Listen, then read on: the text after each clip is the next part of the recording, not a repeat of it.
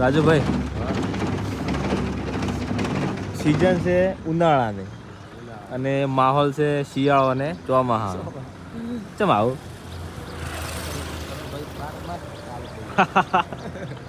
એ હાજત કરે કોઈ નક્કી નહીં, ગમે ત્યારે વરસાદ આવે ગમે ત્યારે ઠંડી પડે એવું કેવું હે. અત્યારે જો પેલું ના પેલું આપણે બરફ પડ્યો હોય અને પેલી ઠંડી આવતી હોય, હવે અત્યારમાં કેટલા 9 વાગ્યા 9 અને તમે જો ખાલી માહોલ જો આખો વાવાઝોડું એટલું ખતરનાક.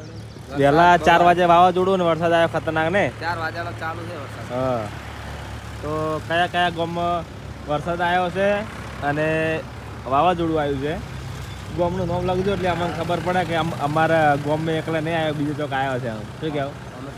કોમેન્ટ કરજો. મસ્ત મસ્ત બગાડ તો છે અમારે. લેબડી આખી ભાજી ગઈ છે, ટાળીઓ પડી ગયું છે પતરાનું. નુકસાન તો અમારે છે, નુકસાન તો બીજા બધાને છે, ખેડૂતોને નુકસાન વધારે છે. આજો ને ચડી પાછું આવેલું છે, ખેડૂતને થોડું વધારે નુકસાન નહીં.